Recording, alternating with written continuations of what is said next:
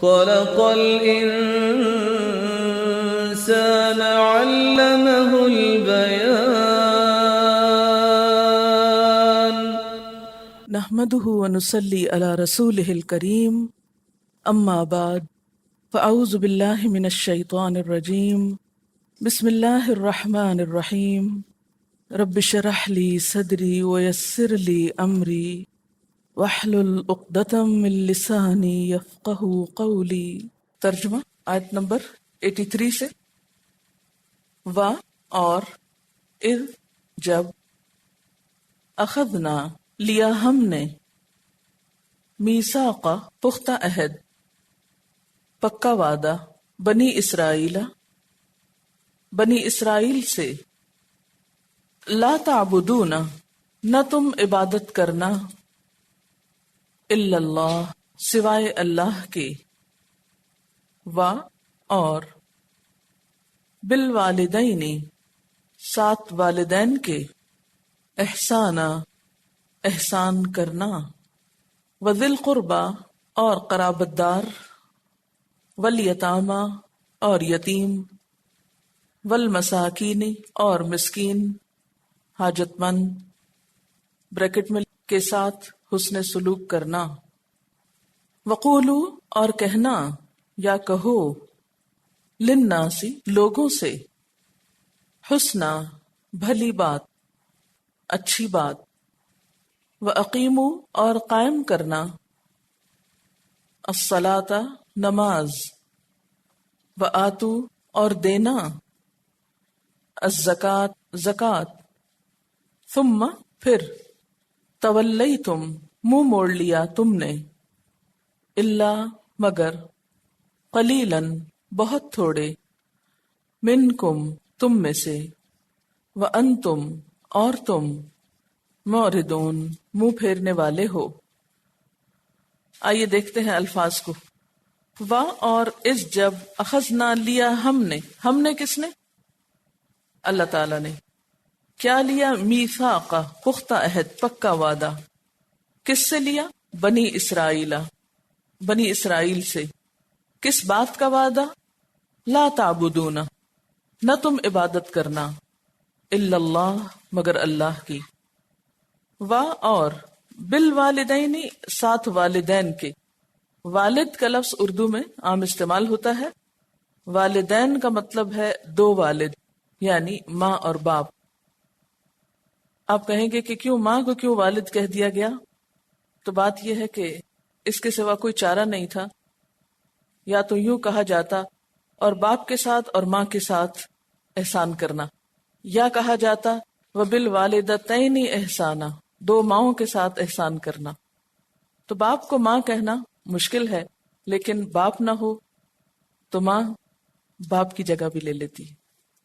وبالوالدین اور ساتھ والدین کے، احسانا احسان کرنا۔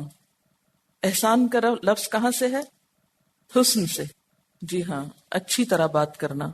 وذی القربی اور قرابت داروں سے، قرب والوں سے، رشتہ داروں سے۔ اشارہ ہے قریبی رشتہ داروں کی طرف جن کا اللہ تعالیٰ نے وراثت میں حصہ مقرر کیا ہے، جیسے قرآن پاک میں آتا ہے نا، للرجال نصیب مما ترک الوالدان والاقربون، مردوں کے لیے حصہ ہے اس میں سے جو والدین چھوڑیں اور رشتہ دار چھوڑ جائیں۔ والیتامی کس کی جمع ہے؟ یتیم کی جمع۔ یتیم کا لفظ یہ تے میم سے ہے۔ یتم کہتے ہیں کٹ جانے کو، الگ ہو جانے کو، یعنی جو باپ کی شفقت سے محروم ہو جائے۔ والمساکین مسکین کی جمع، ضرورت مند، حاجت مند۔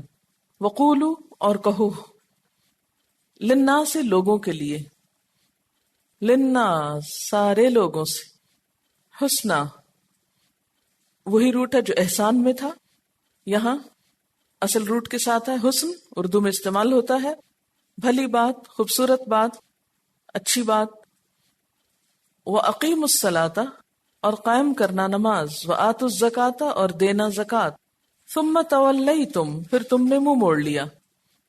تولا، واو لام یہ اس کا روٹ ہے، منحرف ہونا، پھر جانا، پیٹھ پھیرنا، الا مگر، قلیلاً بہت تھوڑے، منکم تم میں سے، وانتم اور تم، موردون منہ موڑنے والے ہو۔ مورز کا لفظ جو ہے اس کا روٹ بھی عین رے دواد ہے۔ عرض، عرض کہتے ہیں چوڑائی کو۔ عرض کا معنی ہوتا ہے کسی کے سامنے کوئی چیز پیش کرنا، لیکن اعرض عن کا معنی ہوتا ہے سامنے سے ہٹ جانا، اسی سے ہے اعراض برتنا۔ تفسیر، بسم اللہ الرحمن الرحیم۔ وَإِذْ أَخَذْنَا مِيثَاقَ بَنِي إِسْرَائِيلَ لَا تَعْبُدُونَ إِلَّا اللَّهَ، یاد کرو وہ وقت جب ہم نے بنی اسرائیل سے یا اسرائیل کی اولاد سے پختہ عہد لیا تھا، پکا وعدہ لیا تھا۔ کس بات کا؟ کہ اللہ کے سوا کسی کی عبادت نہ کرنا۔ وَبِالْوَالِدَيْنِ إِحْسَانًا، اور والدین کے ساتھ احسان کرنا۔ یہی اصل دین ہے کہ ایک طرف حقوق اللہ کی ادائیگی ہو اور دوسری طرف حقوق العباد کی، اور حقوق العباد کی ادائیگی میں سب سے پہلے والدین کا حق آتا ہے۔ کیوں؟ اس لیے کہ ان کا احسان ہم پر سب سے بڑھ کر ہوتا ہے۔ سب سے زیادہ انسان کے لیے قربانی کرنے والے، تکلیفیں اٹھانے والے اور انسان کی مدد کرنے والے اس کے والدین ہوتے ہیں۔ تو چونکہ والدین اپنی اولاد پر احسان کرتے ہیں، اس لیے اولاد کو بھی کیا حکم ہے کہ والدین کے ساتھ اچھا سلوک کرے۔ حقوق العباد میں والدین کے بعد رشتہ داروں کا ذکر آتا ہے، یا رشتہ داروں کا حق آتا ہے۔ قریب کے لوگ، خون کے رشتے، اور پھر نسب کے علاوہ سسرال کے رشتے بھی اس میں شامل ہو جاتے ہیں۔ ان کے ساتھ اچھا سلوک، کیونکہ انسان جب اپنے قریب والوں کے ساتھ اچھا سلوک کرتا ہے تو جواباً ان سے بھی بھلائی پاتا ہے، اور اس طرح انسان کی زندگی پرسکون ہو جاتی ہے۔ جتنا کوئی کسی کے زیادہ قریب ہوتا ہے اتنا ہی اس کے ساتھ تعلقات میں بگاڑ کا اندیشہ زیادہ ہوتا ہے، لہذا وہاں پر اچھا سلوک کرنا دراصل انسان کے صبر کا امتحان ہوتا ہے۔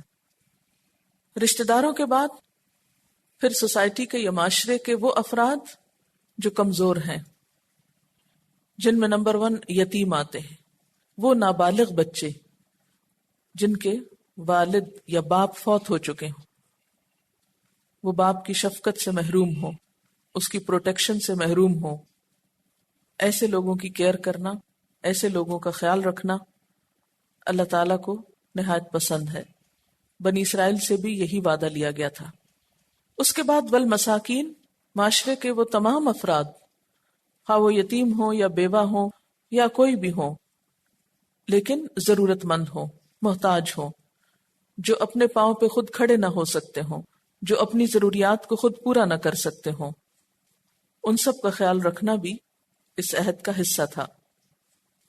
ان سب کے ساتھ احسان میں مالی مدد بھی آتی ہے، بہترین مشورہ اور رہنمائی بھی آتی ہے، اور کسی بھی طرح ان کی خیرخواہی اور بھلائی کے کام سب شامل ہیں۔ اور یہ جو احسانہ کا لفظ ہے، یہ صرف والدین کے لیے نہیں بلکہ ذی القربیٰ، یتامہ اور مساکین سب کے لیے احسانہ ہے۔ ان سب پر احسان کرنا، ان سب سے اچھا سلوک کرنا، اور احسان ہوتا ہے حق سے بڑھ کر دینے کی کوشش کرنا۔ ایک ہوتا ہے عدل کہ جیسا کوئی کرے ویسا کر دو، لیکن احسان یہ ہوتا ہے اس سے بھی بڑھ کر کرو۔ اگر رشتہ دار اچھا نہیں کرتے تو تم ان کے ساتھ اچھا کرو۔ یتیموں کی طرف سے ہو سکتا ہے تمہیں کوئی بھلائی نہ ملے، تمہاری کوئی مدد نہ ہو، لیکن تم ان کی مدد کرنا۔ اسی طرح مساکین بھی ہو سکتا ہے تمہارے کسی کام نہ آئے، لیکن پھر بھی تمہیں ان کے ساتھ اپنی حیثیت اور وسعت کے مطابق اچھا سلوک کرنا ہے۔ اور پھر وَقُولُوا لِلنَّاسِ حُسْنًا، سب لوگوں کے ساتھ اچھی طرح بات کرنا ہے، حسن اخلاق، اور خاص طور پر حسن کلام۔ احسان تو مختلف انسانوں کے ساتھ جو خاص طور پر قریب ہوں یا ضرورت مند ہوں، لیکن اچھی بات کا ضرورت مند ہر انسان ہے، خواہ وہ اپنا ہے یا غیر ہے۔ اور حسنہ میں بھلائی کی بات، اچھی طرح بات کرنا، خیرخواہی کی بات کرنا، انصاف کی بات کرنا، یہ سب کچھ شامل ہو جاتا ہے۔ حقوق العباد کی ادائیگی کے بعد پھر توجہ دلائی گئی حقوق اللہ پر، اور اس میں سب سے پہلا کام تو اللہ تعالیٰ کی عبادت کرنا، اس کو ایک ماننا، اور پھر عملی طور پر اس کے آگے جھکنا، وَأَقِیمُوا الصَّلَاةَ نماز قائم کرنا، وَآتُوا الزَّکَاةَ اور زکوٰۃ دینا۔ زکوٰۃ دینا جو ہے یہ بھی دراصل ایک طرح سے حقوق العباد کی ادائیگی ہے، لیکن ساتھ ہی اللہ کا حکم بھی ہے، تو دونوں اس میں شامل ہو جاتے ہیں۔ ثم تولیتم، پھر تم منہ موڑ گئے۔ تم کون یہاں؟ بنی اسرائیل۔ تم نے وعدہ تو کیا لیکن اس کو پورا نہ کیا، اسے نبھایا نہیں۔ کیسے؟ یعنی ان احکامات کی پابندی نہیں کی۔ لیکن سب ایسے نہ تھے، الا قلیلا منکم، مگر بہت تھوڑے تم میں سے، یعنی کچھ نہ کچھ ایسے تھے کہ جنہوں نے اللہ تعالی کے ساتھ کیے ہوئے اس وعدے کی شرائط نبھائیں۔ وَأَنْتُمْ مُعْرِضُونَ، اور تم ہو ہی منہ موڑنے والے، اعراض برتنے والے، اللہ تعالیٰ کے احکامات سے بے پرواہی برتنے والے۔ یہ تو تمہاری سرشت میں ہے، تمہاری پرانی عادت ہے۔ میں پھر پیچھے چلوں گی تھوڑا سا۔ وَإِذْ أَخَذْنَا مِيثَاقَ بَنِي إِسْرَائِيلَ لَا تَعْبُدُونَ إِلَّا اللَّهَ وَبِالْوَالِدَيْنِ إِحْسَانًا۔ وَبِالْوَالِدَيْنِ إِحْسَانًا، تو محسن کیا کرتا ہے؟ والدین کے ساتھ احسان کرتا ہے۔ اور کس کے ساتھ؟ وَذِي الْقُرْبَى وَالْيَتَامَى، یتیم کے ساتھ بھی احسان۔ جی ہاں، اس کو جھڑکیاں نہیں دیتا، اس کو ٹھوکریں نہیں مارتا، اور اس کو ذلیل و خوار کر کے نہیں کہیں پھینک دیتا، ہے نا۔ والمساکین، تو محسن کون ہوتا ہے؟ اب محسن کی پکچر براڈ ہو رہی ہے نا۔ ہم تو صرف دینے والے پہ لے کے بات بیٹھ گئے تھے، لیکن یہاں پر آپ دیکھیے کہ محسن کون ہوتا ہے؟ جو سب سے پہلے والدین کے ساتھ احسان کرتا ہے، پھر رشتہ داروں کے ساتھ احسان کرتا ہے، پھر یتیموں کے ساتھ احسان کرتا ہے، پھر مسکینوں کے ساتھ، ضرورت مندوں کے ساتھ، کمزور لوگوں کے ساتھ، مجبور لوگوں کے ساتھ، بے سہارا لوگوں کے ساتھ، سوسائٹی کے بےچارے پسے ہوئے لوگوں کے ساتھ احسان کرتا ہے۔ آپ دیکھیے عام طور پر ہم احسان کس کے ساتھ کرتے ہیں؟ کس کے ساتھ اچھے بنتے ہیں ہم؟ نمبر 1 جو ہمارے ساتھ اچھا بنتا ہے، نمبر 2 ہم اس سے کسی وجہ سے امپریس ہوتے ہیں، مرعوب ہوتے ہیں، یا وہ ہم کو بڑی چیز لگتا ہے تو ہم بھی اس کے ساتھ بہت شریف بن کے پیش آتے ہیں۔ لیکن جو ہی کوئی شخص ہم سے کمتر آ گیا، یعنی کمتر سے مراد اگر مال میں کم ہے یا مقام مرتبے میں کم ہے، تو ہم اس کے ساتھ کیسے پیش آتے ہیں؟ ذرا اپنا لہجہ سوچئے، اپنے سرونٹس کے ساتھ کیسے لہجے میں بات کرتے ہیں۔ تو وہ مساکین بےچارے کسی احسان کے مستحق نہیں ہے۔ دیکھیں نا، سٹائل فرق ہو گیا نا۔ تو متقی جو ہوتا ہے اس کے دل میں جب خدا کا خوف آتا ہے تو اس کے ظاہری رویے میں خود بخود احسان آ جاتا ہے۔ وہ اپنے سے بڑے کے ساتھ بھی اچھی طرح بات کرتا ہے اور اپنے سے چھوٹے سے بھی اچھی طرح بات کرتا ہے۔ یہ محسن ہوتا ہے، وہ ڈبل سٹینڈرڈ نہیں رکھتا، ٹھیک ہے نا۔ تو محسن مساکین کے ساتھ احسان کرنے والا ہوتا ہے۔ اور کیا کرتا ہے؟ وَقُولُوا لِلنَّاسِ حُسْنًا، سارے انسانوں کے ساتھ اچھی طرح پیش آنا، چاہے کوئی اپنا ہو چاہے کوئی غیر ہو۔ اس کے بارے میں ایک روایت میں آتا ہے کہ طلحہ بن عمر کہتے ہیں کہ میں نے امام حدیث و تفسیر عطا سے کہا کہ آپ کے پاس فاسد عقیدے والے لوگ بھی جمع رہتے ہیں، یعنی ہر طرح کے گناہگار اور بگڑے ہوئے لوگ بھی آپ کے پاس آ کے بیٹھ جاتے ہیں، مگر میرے مزاج میں تیزی ہے، میرے پاس ایسے لوگ آتے ہیں تو میں ان کے ساتھ سخت بات کرتا ہوں۔ حضرت عطا نے فرمایا ایسا نہ کیا کرو، کیونکہ اللہ تعالیٰ کا حکم ہے قولوا للناس حسنا۔ اس میں تو یہودی اور نصرانی بھی داخل ہیں، مسلمان خواہ کیسا ہی کیوں نہ ہو وہ اس حکم میں کیوں نہ داخل ہوگا۔ تو قولوا للناس حسنا میں پھر کیا آ گیا؟ سب لوگوں کے ساتھ جب آپ کسی سے بھی ملیں، یاد رکھیے کسی سے بھی ملیں، خواہ وہ کافر ہو، منافق ہو، مشرک ہو، فاسق ہو، یہودی ہو، عیسائی ہو، گناہگار سے گناہگار انسان ہو، جس کے بارے میں آپ کو پکا پتا ہو کہ یہ بہت ہی خراب انسان ہے، لیکن آپ کو کس طرح پیش آنا ہے؟ قولوا للناس حسنا، اچھی طرح پیش آنا ہے۔ نبی صلی اللہ علیہ وسلم گھر پہ تشریف فرما تھے کہ اتنے میں کسی نے دروازہ کھٹکھٹایا، آپ نے پوچھا کون؟ وہ شخص جب بولا تو آپ نے حضرت عائشہ سے فرمایا کہ یہ اپنے قبیلے کا بدترین انسان ہے۔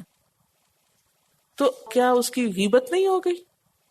نہیں، آپ نے انفارم کیا تھا گھر والوں کو کہ ایسا نہ ہو کہ آپ اس سے بہت اچھی طرح ملنے والے تھے کہ پھر کہیں آپ کی غیر موجودگی میں وہ آئے اور حضرت عائشہ یہ سمجھے کہ یہ بہت اچھا انسان تھا اسی لیے آپ اس سے بہت اچھی طرح پیش آئے، تو ہو سکتا ہے وہ ان پہ کوئی ٹرسٹ کر بیٹھتی یا کچھ، تو اس لیے انفارم کرنا ضروری تھا کہ یہ شخص ٹھیک نہیں ہے. انہوں نے یہ نہیں پوچھا اچھا کیا کرتا ہے. ہمیں تو اگر کوئی انفارم کرے کہ یہ شخص کچھ ٹھیک معلوم نہیں ہے تو ہم کہیں اچھا طرف بیٹھ جاؤ اور بتاؤ ہمیں کیا کیا کرتا ہے. یہ درست نہیں ہے. اور اس سے پہلے آپ نے بلا وجہ اس کی کہانی نہیں سنائی تھی. جب معاملہ ہو تو اس وقت کسی کو تھوڑا سا انفارم کر دینے میں کہ محتاط ہو کے معاملہ کرے، یہاں کچھ بات ٹھیک نہیں، یہ غیبت میں نہیں آتا. خیر، اور پھر باہر گئے اور اس سے بہت اچھی طرح پیش آئے. حضرت عائشہ حیران ہو گئی، یہ کیا بات ہوئی؟ ابھی تو آپ فرما رہے تھے کہ یہ شخص اچھا نہیں ہے اور ابھی آپ اس سے اتنی اچھی طرح مل رہے ہیں، ایسا کیوں؟ تو حضرت عائشہ نے پوچھ لیا. یہ سوال کس کے لیے تھا؟ اعتراض کے لیے کہ تحقیق کے لیے؟ تحقیق کے لیے کہ ایسا کیوں، جاننے کے لیے. تو آپ نے فرمایا کہ سب سے بدترین انسان وہ ہے کہ جس کی بد اخلاقی کی وجہ سے لوگ اس سے ملنا جلنا چھوڑ دیں. ہم نہیں ملتے اس سے، بہت بد اخلاق ہے. اور آپ تو اخلاق کی تکمیل کے لیے آئے تھے. انما بعثت لاتمم مکارم الاخلاق، کہ میں اس لیے بھیجا گیا ہوں کہ بہترین اخلاق کی تکمیل کروں. تو اس لیے آپ نے اس بات کو پسند نہیں کیا کہ اس شخص کی برائی کے باوجود، لیکن آپ جب ملے پلین ذہن کے ساتھ، ہمیں اس سے کوئی غرض نہیں کوئی کون ہے، ہمیں تو اپنے اخلاق کو اچھا رکھنا ہے. ٹھیک. اب آپ دیکھیے کہ اس کو منافقت نہیں کہتے. ہم یہ کہتے ہیں نو، جو ہمارے دل میں ہوگا ہم ویسے ہی سامنے سے پیش آئیں گے. ہم منافقت نہیں رکھتے. ہم تو کھری کھری سنا سکتے، ہم تو مزہ چکھا دے، ہم سے بات تو کوئی کرے. ہم بہت صاف گو ہیں، ہم تو سیدھی بات کرتے ہیں. اس طرح کی باتیں کر کے، تعویلیں کر کے اپنے آپ کو مطمئن کرتے ہیں اور پھر بد اخلاقی کرتے ہیں.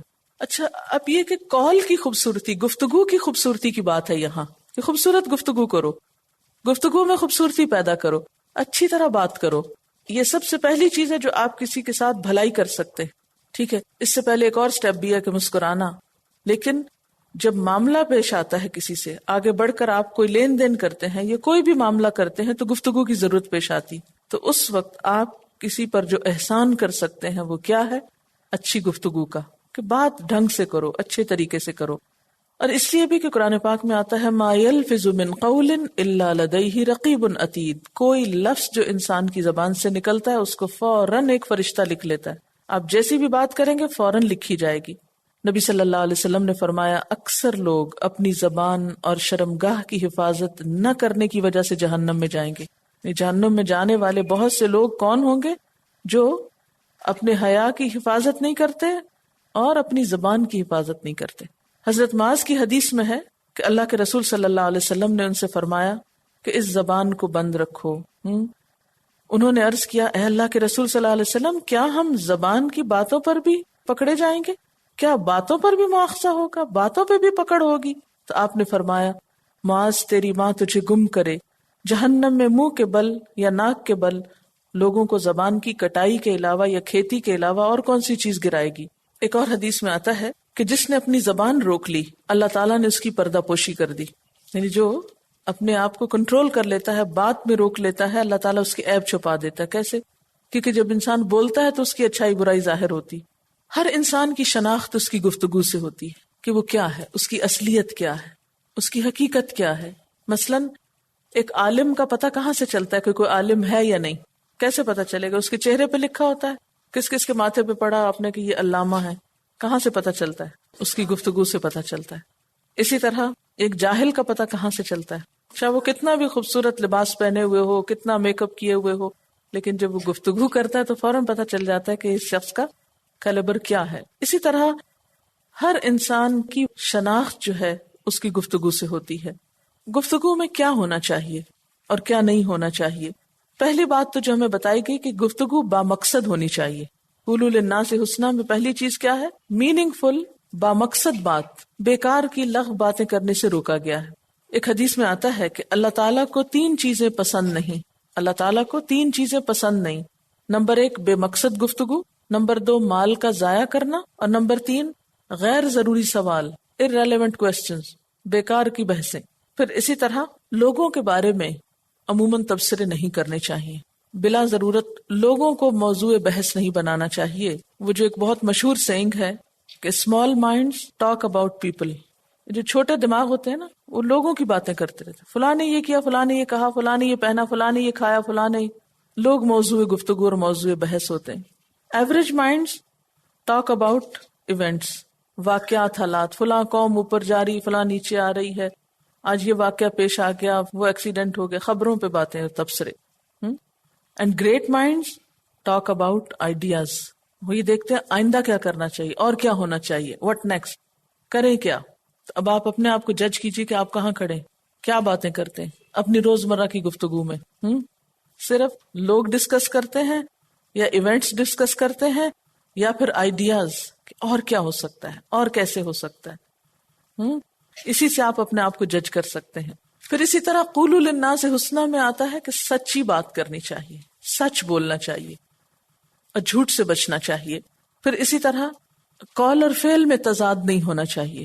قرآن پاک میں آتا ہے یا ایھا الذین آمنوا لم تقولون ما لا تفعلون، کیوں وہ باتیں کہتے ہو جو کرتے نہیں ہو. کبر مقتا عند اللہ ان تقولوا ما لا تفعلون، اللہ تعالیٰ کے نزدیک بہت ناپسندیدہ ہے یہ بات کہ تم جو کہو اسے کرو نہیں. پھر اسی طرح آپ نے پڑھا اتأمرون الناس بالبر وتنسون انفسکم، لوگوں کو تو نیکی کی بات بتاتے اور اپنے آپ کو بھول جاتے ہو. پھر اسی طرح گفتگو میں آسان اور سیدھی سادی زبان استعمال کرنی چاہیے. لفظی تکلف، بناوٹ، تصنع، اس سے پرہیز کرنا چاہیے. حدیث پاک میں ہے نبی صلی اللہ علیہ وسلم نے فرمایا روز قیامت تم میں سب سے زیادہ ناپسندیدہ اور مجھ سے دور وہ لوگ ہوں گے جو بناوٹی انداز سے باتیں کرتے ہیں. سب سے دور کن کی مجلس ہوگی آپ سے؟ ان لوگوں کی جو بناوٹی انداز میں باتیں کرتے ہیں، اپنی بڑائی اور اپنی خوبیاں جتانے کے لیے عجیب و غریب گفتگو کرنے والے اور تکبر کرنے والے ہیں. یعنی ڈینگے مارنا، شوخیاں بگاڑنا، اپنے آپ کو بڑی چیز سمجھنا، یہ دنیا میں تو ہوگا، لیکن قیامت کے دن کیا ہے؟ اللہ کے رسول صلی اللہ علیہ وسلم ان لوگوں کو اپنے سے دور کریں گے، ادھر دور بیٹھو، کیونکہ آپ کو ایسے لوگ پسند نہیں ہیں. تو اب ہمیں دیکھنا چاہیے کہ ہم کیا گفتگو کرتے ہیں اور کیا ہماری جو گفتگو ہے وہ ہمیں آپ کے قریب کرے گی یا دور کر دے گی. کیونکہ آپ کو ایسی محفلوں میں بیٹھنا پسند نہیں نا، تو جو ایسی محفلیں جماتے ہیں پھر قیامت کے دن آپ کے قریب نہیں آ سکیں گے. کتنا خسارہ ہے. پھر اسی طرح نیکی اور بھلائی کی بات کرنی چاہیے، دوسرے کی خیرخواہی کی بات کرنی چاہیے. قرآن پاک میں آتا ہے قولوا لهم قولا معروفا، قول معروف کی جو اصطلاح ہے یہ بہت جگہ قرآن پاک میں استعمال ہوتی کہ ان سے بھلی بات کرو. یعنی جس سے بھی آپ بات کریں وہ دھوکے فریب پر مبنی نہ ہو بلکہ بھلائی اور خیرخواہی پر مبنی ہو. پھر اسی طرح نرمی سے بات کرنی چاہیے. قرآن کریم میں آتا ہے جب حضرت موسیٰ علیہ السلام اور حضرت ہارون علیہ السلام کو اللہ تعالیٰ نے فرعون کے دربار میں بھیجا تو کیا تاکید کی؟ قولا لہ قولا لینا، حالانکہ فرعون کے دربار میں جا رہے تھے لیکن کیا فرمایا، کیا تلقین کی؟ نرمی سے بات کرنا. فرعون کون تھا؟ اللہ کا دشمن، لیکن اللہ تعالیٰ اپنے پیغمبروں کو کیا تلقین فرما رہے ہیں کہ اس کے پاس جا کر بھی نرمی سے بات کرنا. تو ہم جب کسی کے پاس تبلیغ کرنے کو جاتے ہیں تو کیا کرتے ہیں؟ پھر اسی طرح ہر اچھی بات صدقہ شمار ہوتی. حدیث پاک میں الکلمۃ الطیبۃ صدقہ، اچھی بات صدقہ ہے، پاکیزہ بات صدقہ ہے. پھر اسی طرح آپ جس سے بات کریں اس کی عمر، اس کے مقام، مرتبے، ان چیزوں کا لحاظ رکھیں. مثلاً آپ والدین سے بات کریں گے تو اور سٹائل میں، لیکن والدین اپنے بچوں سے بات کریں گے تو وہ مختلف ہو سکتی ہے. آپ اپنے ساتھ والے سے بات کریں گے تو سٹائل اور ہوگا، مثلا ہو سکتا ہے ہنسی مذاق کا ہو، لائٹلی گفتگو کریں، آپ کی بجائے تم کہیں. لیکن جب اپنے سے بڑے کے ساتھ بات ہو تو ادب احترام کے ساتھ، اور خصوصاً والدین کے ساتھ. قرآن پاک میں آتا ہے وَلَا تَقُلْ لَهُمَا اُف، ماں باپ کے سامنے اف نہ کہو. اف کیا ہے؟ ہر وقت آپ یہ باتیں کہتے رہتے ہیں. وَلَا تَنْهَرْهُمَا، ان کو جھڑک کے بات نہ کرو، یعنی ماں باپ کو ڈانٹو نہیں. وَقُلْ لَهُمَا قَوْلًا كَرِيمًا، اور ان سے بہت عزت احترام والی بات کرو، قولاً کریما. پھر اسی طرح اگر چھوٹوں کے ساتھ بات کریں تو اس وقت بھی نرمی اور شفقت جو ہے وہ ملحوظ خاطر رہے، اور ان کے لیول پہ بات کی جائے. یہ نہ ہو کہ آپ ان کے لیول سے بڑی باتیں کریں اور وہ پریشان ہوں. یا اسی طرح سرونٹ سے بات کریں تو ان کے لیول پہ بات کریں، یعنی کہ ان کے ساتھ انگریزی بولنا شروع کر دیں بیچاروں کے اور ان کو سمجھ میں نہ آئے کچھ، تو اس پہ کیا سمجھیں گے کہ شاید ان کا مذاق اڑایا جا رہا ہے. اور انسان کے اصل اخلاق کا پتہ اس وقت چلتا ہے جب وہ اپنے ماتحت سے بات کرتا ہے. حضرت انس کہتے ہیں کہ میں نبی صلی اللہ علیہ وسلم کی خدمت میں 10 سال رہا. آپ نے مجھے اف تک نہیں کہا اور نہ یہ فرمایا کہ یہ کیوں کیا اور وہ کیوں نہ کیا۔ احساس برتری کا شکار ہو کے بات نہیں کرنی چاہیے کہ اپنے آپ کو بڑی چیز سمجھ کے دوسرے کو بے وقوف سمجھ کے بات کرے۔ حتیٰ کہ کسی عام سے عام انسان سے بھی نبی صلی اللہ علیہ وسلم بات کرتے تھے تو کیا کرتے تھے؟ اس کے لیول پہ بات کرتے تھے۔ جب دوسرے شہروں یا علاقوں سے دوسرے لوگ آتے جن کا لہجہ یا ڈائلیکٹ فرق ہوتا تھا تو ان کے ڈائلیکٹ میں بھی بات کرتے تھے تاکہ ان کو اجنبیت محسوس نہ ہو۔ ہمارا کیا حال ہوتا ہے کہ ہم خود کو نہیں بدل سکتے، دوسرے کو بات سمجھ میں آئے یا نہ، ہم اپنے ایک معیار پہ رہتے، نہیں اس سے نیچے ہم نہیں اتر سکتے کیونکہ ہماری شان کے خلاف ہے۔ لیکن نبی صلی اللہ علیہ وسلم ایسا نہیں کرتے تھے۔ قولوا للناس حسنا میں کیا بات آتی ہے؟ لوگوں کی سمجھ، ان کے لیول، ان کی زبان، ان کے طریقے پہ ان سے بات کی جائے تاکہ وہ بات کو سمجھیں۔ مثلا اگر آپ کے سروینٹس پنجابی بولتے ہیں یا سندھی بولتے ہیں یا پشتو بولتے ہیں اور اگر آپ کو وہ زبان آتی ہے تو کوشش کریں کہ ان کی زبان میں بات کریں کیونکہ بیچارے وہ آپ کی زبان میں شاید نہ کر سکیں۔ پھر اسی طرح دوسروں کے ذہنی لیول، ان کی ایجوکیشن، ان کے مینٹل لیول، ان کی دلچسپی کو سامنے رکھ کے بھی بات کرنی چاہیے۔ مثلا آپ صلی اللہ علیہ وسلم بچوں سے جب بات کرتے تھے تو ان کے لیول پہ بات کرتے تھے۔ ایک چھوٹا بچہ تھا جس کا نام عمیر تھا، تو اس نے ایک پرندہ پالا ہوا تھا جس کا نام نغیر تھا، تو اتفاق سے وہ پرندہ مر گیا۔ تو آپ صلی اللہ علیہ وسلم جب عمیر کو ملتے تو پوچھتے کہ اے عمیر تمہارے نغیر کا کیا ہوا، اور وہ خوش ہو جاتے۔ ہم تو بچوں کا حال نہیں پوچھتے، ان کے پرندوں کا کہاں سے پوچھیں گے؟ لیکن نبی صلی اللہ علیہ وسلم بچوں کے ساتھ ان کے بچگانہ لیول پر بات کرتے تاکہ بچے بھی آپ سے مانوس ہوں۔ بچوں کو خود سلام کرتے تھے تو بچے بھاگ بھاگ کر آپ کی طرف آتے۔ پھر اسی طرح یہ ہے کہ دوسروں کی دلچسپی کی بات، حضرت عمر کے بارے میں آتا ہے کہ جس سے ملتے اس کی دلچسپی کی بات کرتے تھے۔ مثلا بکریوں والوں سے ملتے تو بکریوں کے بارے میں بات کرتے، اگر کسی بڑے شخص سے ملتے تو اس کے لیول پہ بات کرتے۔ پھر اسی طرح یہ کہ مختصر اور جامع بات کرنی چاہیے، بہت لمبی بات سے پرہیز کرنا چاہیے۔ بعض لوگوں کی عادت ہوتی ہے کہ ایک بات شروع کرتے ہیں پھر وہ ختم کرنے کا نام نہیں لیتے۔ تو اگر ہم ایک گروپ میں بات کر رہے ہیں تو کسی اور کا حق بھی ہے، صرف مجھے کو بات نہیں کرنی، دوسروں کو بھی کرنی، تو ان کو بھی موقع دیجیے۔ آپ صلی اللہ علیہ وسلم اپنے بارے میں فرماتے ہیں اوتیت جوامع الکلم، مجھے جامع بات کہنے کی صلاحیت بخشی گئی ہے، ٹو دا پوائنٹ اور مختصر، اور اس میں بہت سا مفہوم۔ حضرت ابو درداء نے فرمایا کہ اپنے منہ سے اپنے کانوں کو انصاف دلاؤ، یعنی اتنی زیادہ باتیں نہ کرو کہ کان سن سن کے تھک جائیں۔ اللہ تعالیٰ نے تمہیں 2 کان دیے ہیں اور 1 زبان دی ہے، اس لیے بولو کم اور سنو زیادہ۔ اور آپ صلی اللہ علیہ وسلم اپنے خطبے میں بھی 1 انگلی اٹھاتے تھے، یعنی کہ آپ ایک بازو ادھر پھینکے، ایک ادھر پھینکے اور اس طرح کی باتیں کریں، بہت ہاتھوں کو ہلائیں اور ادھر ادھر، کبھی خود کو ہلائیں کبھی اچھلیں کودیں۔ سنت کے خلاف ہے یہ سٹائل، اس سے پرہیز کرنا چاہیے۔ پھر اسی طرح سننے کی عادت ڈالیں، جتنا اچھا دوسرے کا سنیں گے اتنا بہتر جواب دے سکیں گے۔ ایک بزرگ ہیں مخلد بن حسین، وہ کہتے ہیں کہ میں نے 50 سال سے کوئی ایسی بات نہیں کی جس کی مجھے معذرت کرنی پڑے۔ ہمارا حال کیا ہے؟ پھر اسی طرح سوال کرنے میں نیت اور انداز بھی درست ہونا چاہیے۔ اگر آپ کسی سے سوال کر رہے ہیں تو تحقیق کے لیے سوال کریں، تحقیر کے لیے نہیں، تنقید کے لیے نہیں، اعتراض کے لیے نہیں۔ اچھا، اپنا چہرہ لوگوں سے پھیر کے بات نہیں کرو، مطلب بات اس سے کر رہے ہیں اور منہ ادھر موڑا ہوا، یعنی ایک شخص آپ کے سر پہ کھڑا ہے، آپ سے بات کر رہا ہے، آپ اس کی طرف دیکھ ہی نہیں رہے، تو یہ بھی حسنہ میں نہیں آتا۔ اسی طرح چہرے کے تاثرات بھی اچھے ہوں تو قولوا للناس حسنہ ہوتا ہے، یعنی اپنے چہرے پہ مسکراہٹ یا ایک ملائمت یا ایسا انداز رکھیں کہ جس سے دوسرے کو بات سمجھنے میں آسانی ہو، یعنی ایک سٹینڈرڈ کی زبان بولا کریں۔ نبی صلی اللہ علیہ وسلم فرماتے کہ انا افصح العرب، میں عربوں میں انا افصح العرب، آپ گھٹیا لفظ نہیں استعمال کیا کرتے تھے۔ پھر اسی طرح یہ کہ دوسروں پہ خود کو مسلط نہ کریں، بات کریں اور چھوڑ دیں۔ نبی صلی اللہ علیہ وسلم نے فرمایا کہ المسلم من سلم المسلمون من لسانہ ویدہ، مسلمان وہ ہے جس کے ہاتھ اور زبان سے دوسرے سلامت رہیں۔ پھر اسی طرح غیبت، چغلی وغیرہ سے پرہیز کرنا چاہیے، کسی کی عیب جوئی سے۔ خاص طور پر اختلاف رائے کی صورت میں صبر و تحمل سے کام لینا چاہیے، بحث نہیں کرنی چاہیے۔ پھر اسی طرح نہ سے بات نہیں شروع کرے، نہیں یہ بات ایسے نہیں، اس سے دوسرے کو تکلیف ہوتی۔ پھر اسی طرح یہ ہے کہ محفل میں صرف خود نہ بولیے، دوسرے کو بھی بولنے کے لیے کہیے۔ پھر اسی طرح یہ ہے کہ کوئی اور کچھ بتا رہا ہو تو اس کی بات نہیں کاٹیں، کہ بہت سے لوگ دوسروں کو بات کرنے نہیں دیتے، الا یہ کہ وہ بہت لمبی بات کرے تو اس کو خاموش کرانا مقصود ہو. پھر ماتھے پہ بل ڈال کے بات نہ کرے. فیشل ایکسپریشن جو ہے وہ ہلکے ہونے چاہیے. اور اسی طرح یہ کہ ظاہری خوبصورتی اسی وقت آئے گی جب اندر خوبصورت ہوگا. وآخر دعوانا ان الحمد للہ رب العالمین.